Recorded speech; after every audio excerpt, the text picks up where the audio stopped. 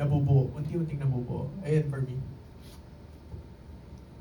Ayan, gaya kay Kaya, late ko na rin siya na-realize na gusto ko pala magpelikula. Nung pagpasok ko ng college, gusto ko lang talagang masama sa production, like, in general. Pero simula nung nakaka-witness na ako ng mga talented people behind every production, sobrang nai-inspire ako to create. Then, nung Since junior high school po kasi into arts ako, pero specifically sa film, siguro nahanap ko lang yung parang gusto ko magpelikula. Ayun, pabalik pala.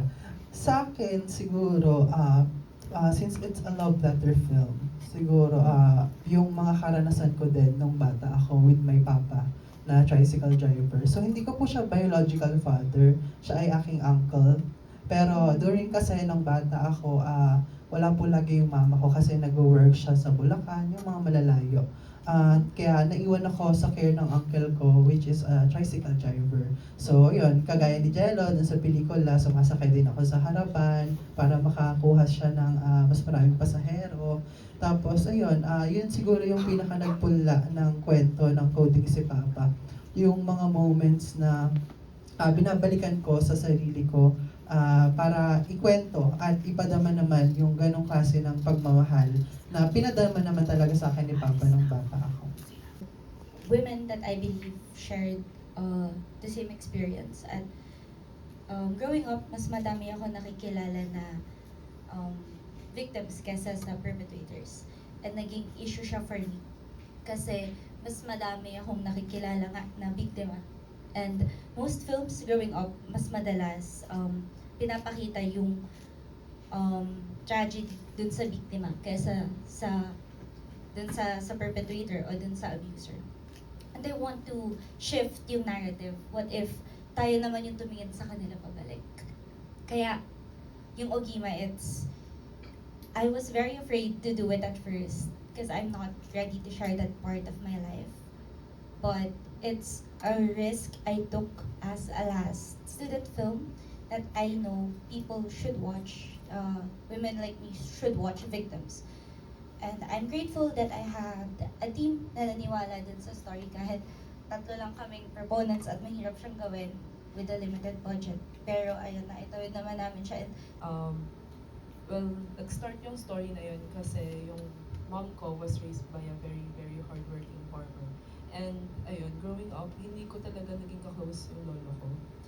Dahil sa death na siya when I was alive. So, nung time na yun, more on stories lang with my titas and my mom. Tsaka, especially nung, I wanted to write a screenplay na special and close to me as like others filmmakers with me right now. Pero ayun, yung Annie, tulad nung bida ko, na si Sir Carmelina, ginawa ko yung character niya na parang kalmado lang kasi ganun ko nakikita si Lolo. So parang, ayun, at mahilig din kasi ako sa mga Black Mirror films. So parang hinalo ko into giving more light sa sci-fi at also dystopian na magkaroon more ng space dito sa Philippines. Sa amin naman, sa Sunday May, nag-start siya as a group discussion kasi yung production namin na Orchid Collective, puro siya babae. And yung naging discussion namin is about our experience, our love, our struggle with our mother. So, very personal story siya. And ayun, nung na-share namin sa isa't isa yung mga story namin with our mother, meron kaming nabuong parang, may mga part na same experience kami, gano'n, same na kung paano namin gusto sabihin sa magulang namin na gaano namin sila kamahal, ito yung mga potential na sana sana na-experience nila kasi kung makikita nyo sa birthday niya, young woman siya, so nagkaasawa siya in a young age, ganun. So lahat kami parang buong ka-group ko na girls, ganun yung experience ng mother. So parang doon namin siya nabuo na mag-create ng ganitong pelikula na parang siyang love letter sa mother namin. Parang same din sa coding ni papa. Pero sa amin, personally as a director, love letter ko siya sa mama ko na parang kahit nagkaroon na siya ng partner, nagkaasawa siya in a young age, possible pa rin or like pwede niya pa rin explore yung potential niya or pwede pa rin siya mag-bloom sa on her own. For Inner Dreams naman, since ang pelikula namin ay umiikot sa konsepto ng utang na loob sa kalagitnaan ng pagtupad mo sa pangarap mo at kung ano yung ginugusto mo sa buhay. Nung nagdi-discuss kami kung anong concept ang ipupursue namin, ang question namin sa isa't isa is, ano ba yung gusto namin munang i-target sa pagbuo ng film? Lumabas dun is relatability. And then, parang common denominator namin is, nga, pare-pares kayong mga artist. At yung iba dun, may mga kanya-kanyang mga sinantabi na dreams, ganyan, for this and that. Parang madami considerations. Tas, ayun, kaya lumitaw si In Her Dreams, konsepto ng utang na loob, pangarap, passion, ganyan. And personally naman, lumaki ako na nabibitness ko yung mga friends ko and yung iba kong mga loved ones na sobrang nagsistruggle makamit kahit yung mga simpleng pangarap lang nila. And seeing those, ayun nga, silent sacrifice, sobrang binabarag ako. Kahit parang sobrang ano kasi, lagi kong nakikita na gustong-gusto nila to, nila yan, ganyan. Pero for some reasons, nahihirapan silang makamit yun. Kaya sobrang tagal ko nang gustong gumawa ng pelikula na para matatakil yung mga struggles nila. At masasagot or kahit pa paano matouch na, ayun, hindi pagiging makasarili ang pagpili sa inyong sarili. Parang ganun. Kaya yun ang nag-spark nun. Gusto ko lang din magsilbing boses din yung pelikulang ito para sa mga kaibigan ko na nahihirapan piliin yung mga sarili nila. Ayun, same film kami. Totoo yun, pinili namin yun for relatability, yung subject course na yun. Naalala ko dati nung senior high school ako, parang lagi kong binibiro din lagi kong sinasabi sa mga magulang ko kung ba't ako nag-arts and design track kasi sabi ko gusto ko mag-architect, ganyan. Hindi nila alam gusto ko lang talaga mag-arts. Ganun. So yun, parang tinatago ko yung ganung feeling kasi nagkakaroon ng comparison. Ganun. Until nag-end up ako sa college, ayun, nalaman nilang nag-film ako. Although suportado naman sila, nakapag-aral ako, ganun ng film. Pero parang hindi pa rin naiiwasan yung silent angst or silent na may comparison sa mga ibang pinsan na nag-nursing, yung mga ibang pamilya na nag-nursing. So, ayun for me, sa mga relatable stories ng art students in general. Ayun. Okay, thank you for those answers. So, evident naman na most of their stories are rooted from their personal experience. So, from that premise, can we now proceed to the creative process? So, how do you guys did that? So, whether it's from the pacing, the tone, the set, the lighting, the costume design. So, how did you come up with that whole execution? For In Her Dreams, meron kaming dalawang phases na tinatawag, or tatlong phases na tinatawag sa buhay ni Maya. At yun yung gusto namin ipakita through the treatment ng pelikula. Yung unang phase is yung manic. So, makulay na visuals, yung pangalawa is yung fever dreams na tinatawag. Which is, yun yung mga hallucinations ni Maya all throughout the story. So, namin doon na parang nasa dreamlike state siya.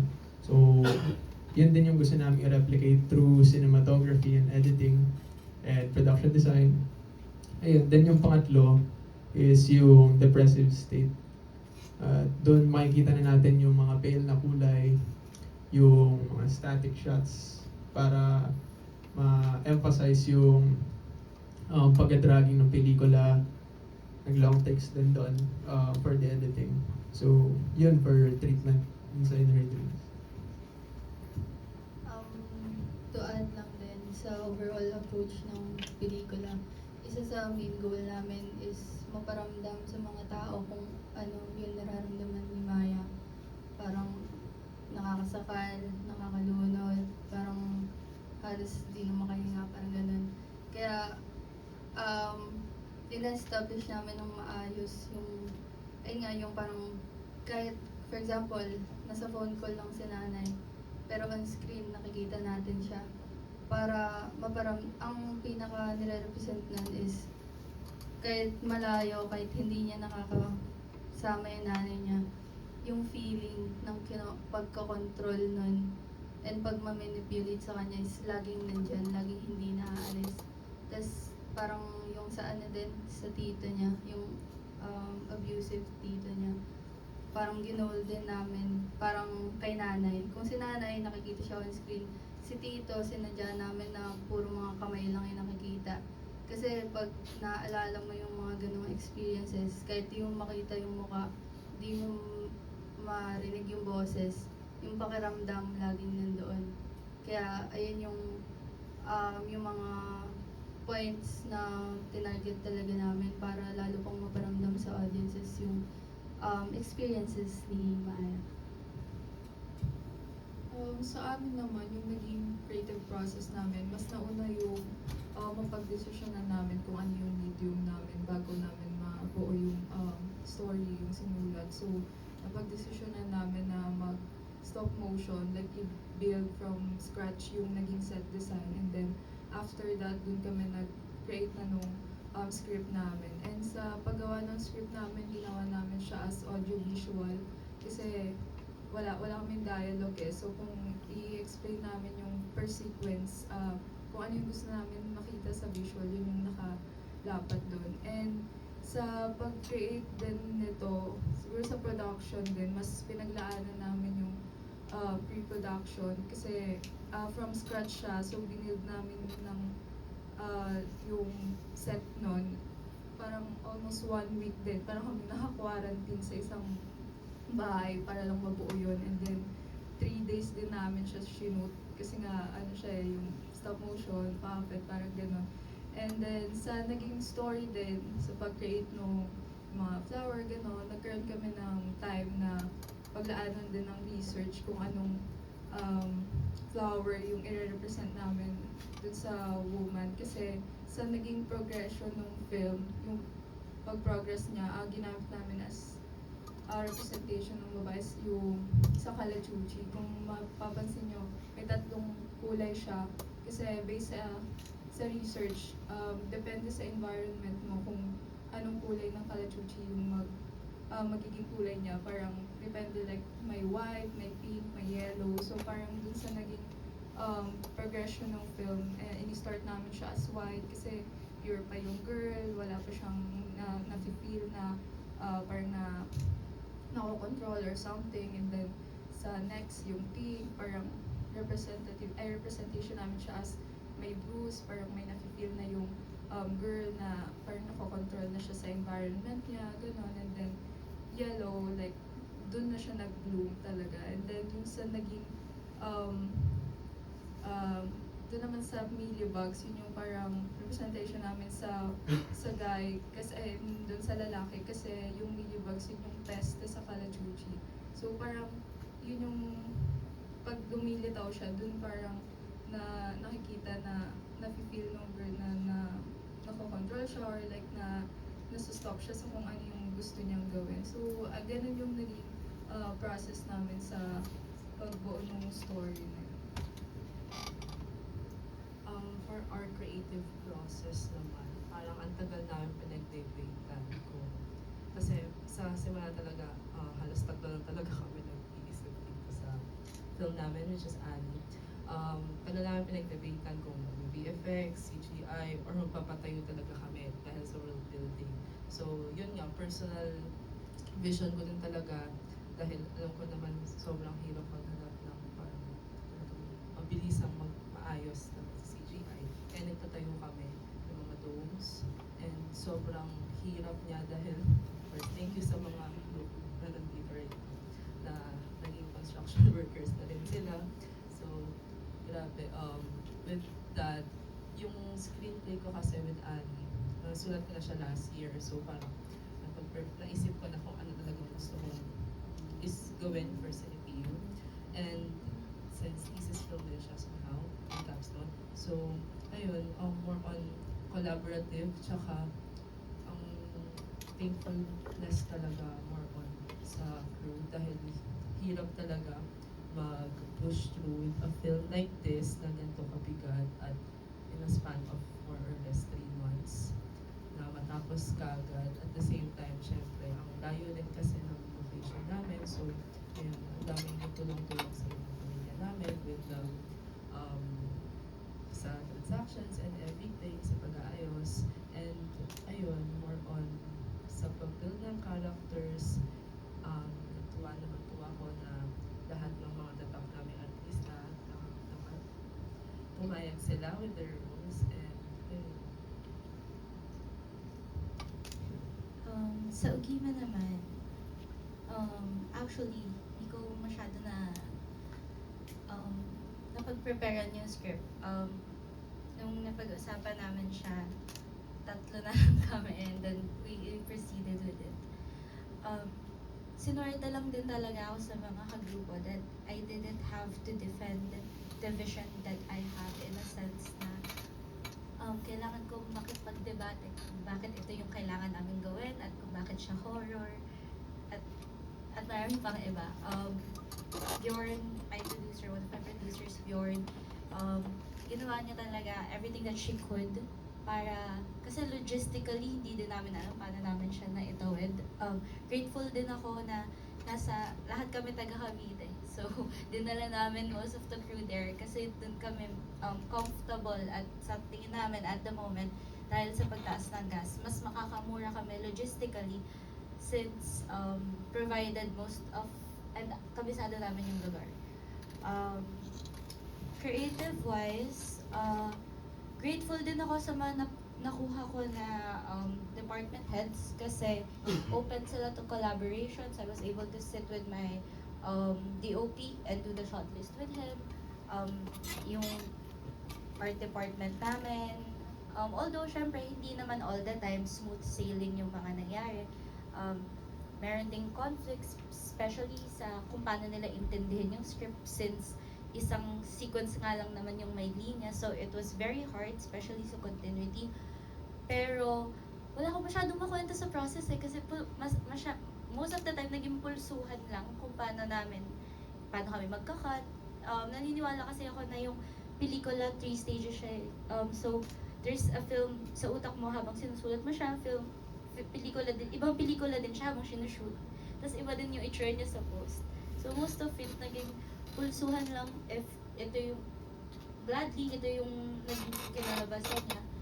And, ayun siya. For coding si Papa naman, sa script writing and development, una ko talaga siyang nasulat. Ang pinakaunang scene na pumasok sa isip ko is isang batang lalaking tumatakbo na naka-fairy costume, na naka-purple, at umiiyak. Like, ganun siya ka-specific. Ewan ko kung napanaginipan ko yun or what, pero lagi siya nasa isip ko. Like, I had many drops, pero hindi ko inalis yung scene na yun. So, kailangan na din talaga siya. Sabi ko sa producers ko. Tapos, sa cinematography naman, kung mapapansin nyo, mas madilim yung bahay nila kesa dun sa school, kesa sa labas because of the absence ng ilaw ng tahanan, which is the mother. Since yun, single parent nga si Manny. Cinematography din, we take the ride very rough sa simula, tapos naging smooth siya sa ending.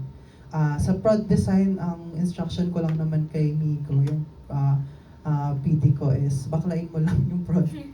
Baklain mo lang yung prod design, ikaw na yan, gets mo na yan. Kasi yan, may shared history naman kami ni Miko sa mga ganong klaseng film. So ayun, parang colorful lang, ayan, and very Filipino, bonang wika. Ayun. Tapos, sound naman.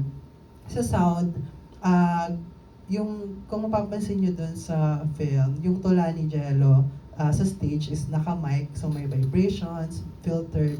Pero nung nandun na sa dulo, voice over na siya. Yun na yung real voice ni Jello, saying the poem written for Manny. Yun, overall, yung difference lang naman siya ng from the hardship to the happily ever after nila. And thank you so much for those wonderful answers. Actually, we love to know more. We love to pick your brain kasi ang ganda namang sinabi nyo. However, medyo time constraint na tayo. We want to know, guys, how do you feel about your films? So if you could share your films, your reviews or thoughts sa social media or sa Letterboxd. I believe some of these films are soon to be logged on Letterboxd. So let us know what you think, whether positive pa yan or constructive. We accept those kinds of criticisms because we're growing filmmakers here. So thank you so much, guys, for attending our talk back. For mag-picture moment. Hindi ko pa nakapag-speech eh. Magandang hapon po sa inyo lahat. Ako, pasensya na po kayo kasi ang pagkakaalam ko talaga, manonood lang talaga ako ng screen na hindi ko napuntahan. Hindi ito napaganda. Saka sinabi rin na dito na lang daw nila iaabot.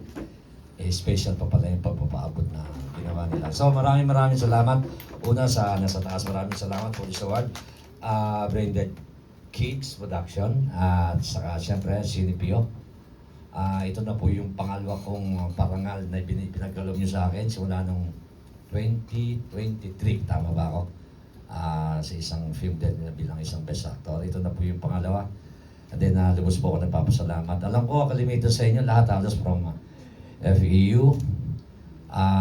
Gusto ko lamang po iparating sa inyo lahat na labis po ako natutuwa sa nasaksi ako ngayong gabi na to.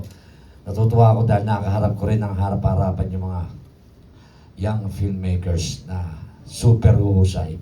Ang gagaling. Maraming salamat, congratulations po sa inyong lahat. At patuloy po akong umaasa sa 20 years ko po sa industriya. 17 years na po akong supporters ng mga estudyante ko sa aking eskwelahan. At hanggang ngayon po pinagpapatuloy ko yung aking advokasya. Lagi po ako nananalangin na sana lahat magpursige, magpatuloy ang kanilang mga pangarap. Likha lamang po ng likha, gawa ng gawa. Tagline nyo lahat ang husay, kaya alam ko mararating nyo yung tagumpay. Maraming salamat and God bless you all. Thank you once again, Direk. Thank you. Road manager ko na rin. Nag-iisa kong may bahay, si Chantal Sayer po. Thank you.